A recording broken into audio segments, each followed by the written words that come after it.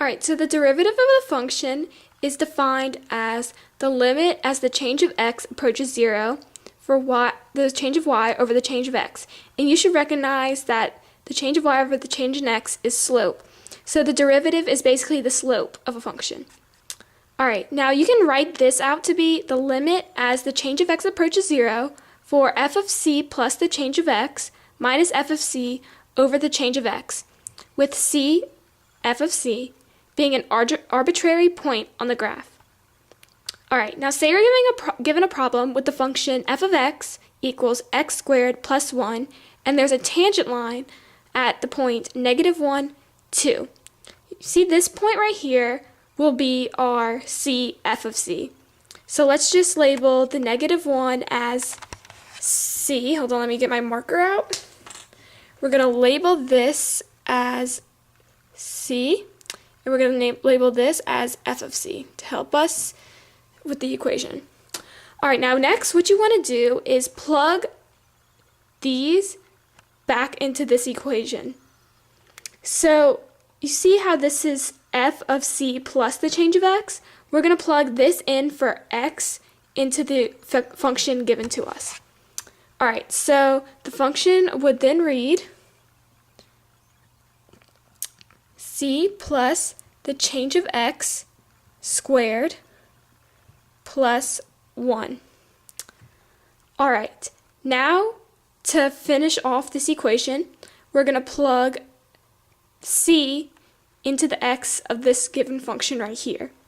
So we're going to subtract from f of c as a whole. So f of c would equal c squared plus 1. So minus c squared plus 1. Okay, now that we have that, we can put all of that over the change in x, because if we look at this original function, it's f of c plus the change of x minus f of c over the change of x. Now, since we're trying to find the limit as the change of x approaches 0, we can solve this analytically by plugging 0 in for the change of x. But if we plug in 0 for the change of x here, then our function would be undefined. So we want to simplify it and get the change of x out of the denominator. Alright, so if we square this, you'll end up getting c squared plus 2c change of x plus the change of x squared plus 1. And then when we distribute the negative to this part of the equation, you should get minus c squared minus 1. So the whole equation would read c squared plus 2c change of x plus the change of x squared plus 1 minus c squared plus 1, minus 1, sorry. And then when we simplify here, we can cancel out the c squared, and we can also cancel out the 1's. Oh, and remember, this is all over the change of x. Alright, so we're left with 2c change of x plus the change of x squared over the change of x. Now, in the numerator, we can factor out the change of x, because remember, we want to get that change of x out of the denominator. So multiply that times 2c plus the change of x, all over the change of x.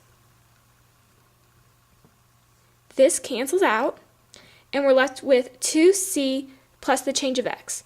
Now remember, since we're trying to find this analytically, we'll plug in 0 for the change of x here. And then we're left with 2c.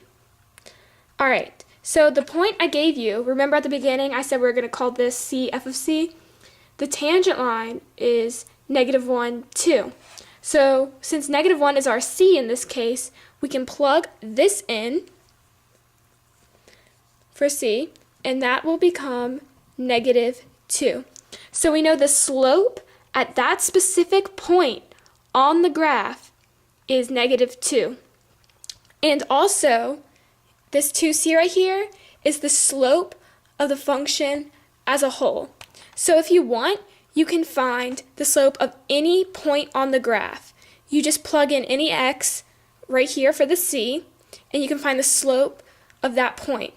Now say we're asked to find the equation for the tangent line. You can use this slope that you found using the limit process for differentiation and finding the derivative, you can use this slope and plug it into point slope form since we're given a point of tangency here. Now remember, point slope form is y2 minus y1. Ooh, sorry, not point slope form. That is a slope, but not point slope. All right, remember it's y minus y1 equals m, which is the slope, times x minus x1. All right, so let's plug in our coordinates, which is negative 1, 2, and our slope is negative 2. So it would be y minus 2 equals negative 2 times x minus, and since it's minus negative 1, it would be plus 1. All right, and this is the equation for the tangent line, which is tangent at the point negative 1, 2. And we did all this by using the definition of a derivative. So remember, this is our derivative for the function as a whole, and this is our derivative for this specific point. And this is the equation of the tangent line. All right, there you go.